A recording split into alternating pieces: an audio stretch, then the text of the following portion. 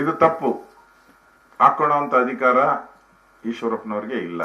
ಮೋದಿಯವ್ರ photo ಬಳಕೆ ಮಾಡ್ಕೊಳೋದು ಸರ್ಕಾರಿ ಕಾರ್ಯಕ್ರಮ ಇದ್ರೆ ಮಾಡ್ಕೊಬೋದು, ಅದಕ್ಕೆ ಯಾವುದೂ ಅಬ್ಜೆಕ್ಷನ್ ಇಲ್ಲ, ದೇಶದ ಪ್ರಧಾನಿ.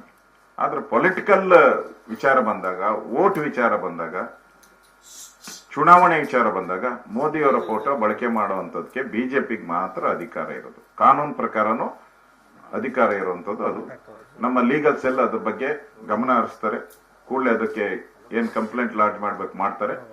ಮೋದಿಯವರ ಫೋಟೋವನ್ನ ಪೊಲಿಟಿಕಲ್ ಆಗಿ ಅವ್ರು ಯಾವ್ದಾದ್ರು ಮದುವೆ ಸಮಾರಂಭಕ್ಕೋ ಆ ಥರದ್ದು ಏನಾನ ಇದ್ರೆ ಬಳಕೆ ಮಾಡ್ಕೋಬಹುದು, ಅವರು ಸಾರ್ವಜನಿಕ ಸಮಾರಂಭಕ್ಕೆ ಮಾಡ್ಬೋದು. ಚುನಾವಣೆಗೆ ಬಂದಂತೆ ಈ ತರ ಬಳಕೆ ಮಾಡ್ಕೊಳ್ಳೋದಕ್ಕೆ ಅವಕಾಶ ಇಲ್ಲ.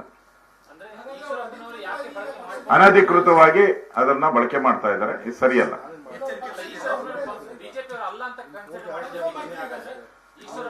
ನಾಮಿನೇಷನ್ ಆದ್ಮೇಲೆ ಪಾರ್ಟಿ ತೀರ್ಮಾನ ಮಾಡ್ತೀರಿ. ನಾಮಿನೇಷನ್ ಮಾಡ್ಬೇಕಲ್ಲ ಅವರು ಪಾರ್ಟಿ ವಿರುದ್ಧ ಅಂತ.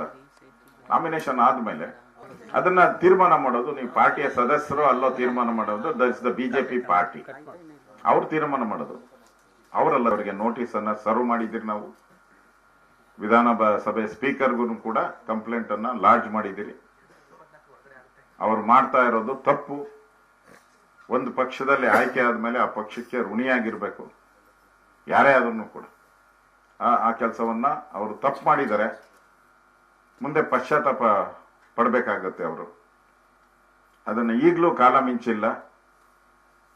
ಅವರು ಬಿಜೆಪಿ ಪರವಾಗಿ ಕೆಲಸ ಮಾಡುವಂಥದ್ದು ಒಳ್ಳೇದು ಅಂತ ನನ್ನ ಸಲಹೆ.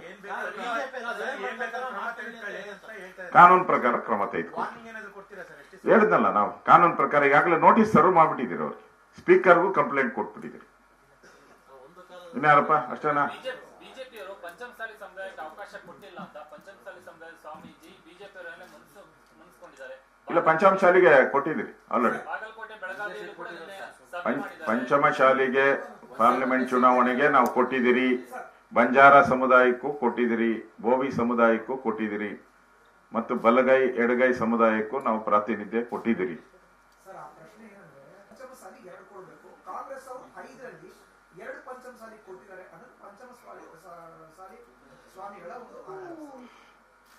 ಈ ತೀರ್ಮಾನವನ್ನ ಈಗಾಗಲೇ ನಮ್ಮ ರಾಜ್ಯದ ನಾಯಕರಾದಂಥ ಯಡಿಯೂರಪ್ಪನವರು ಅವರೆಲ್ಲರ ಸಮ್ಮುಖದಲ್ಲೇ ತೀರ್ಮಾನ ಆಗಿರುವಂಥದ್ದು. ಎಲ್ಲಿ ಯಾವ ಸೀಟನ್ನೇ ಎಷ್ಟು ಕೊಡಬೇಕು ಅನ್ನೋದು. ಈ ಸರಿ ಸ್ವಲ್ಪ ಹಿಂದುಳಿದ ವರ್ಗಕ್ಕೆ ಹೆಚ್ಚು ಅವಕಾಶವನ್ನ ನಾವು ಕೊಟ್ಟಿದ್ದೀವಿ. ಆದ್ರಿಂದ ಇದೆಲ್ಲನೂ ಕೂಡ ಚುನಾವಣಾ ಸಮಿತಿ, ರಾಜ್ಯ ಮತ್ತು ಕೇಂದ್ರದ ಚುನಾವಣಾ ಸಮಿತಿ ತೀರ್ಮಾನ ಮಾಡಿದೆ. ಯಾರ್ಯಾರ ಸಲಹೆ ಕೊಡ್ತಾರೋ ಆ ಸಲಹೆಗಳನ್ನ, ಸ್ವಾಮೀಜಿಗಳ ಸಲಹೆಯನ್ನ ತೆಗೆದುಕೊಳ್ತೀರಿ.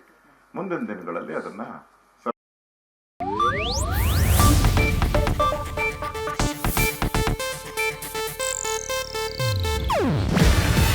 ಇದು ಏಷ್ಯಾನೆಟ್ ನ್ಯೂಸ್ ನೆಟ್ವರ್ಕ್ ಪ್ರಸ್ತುತಿ.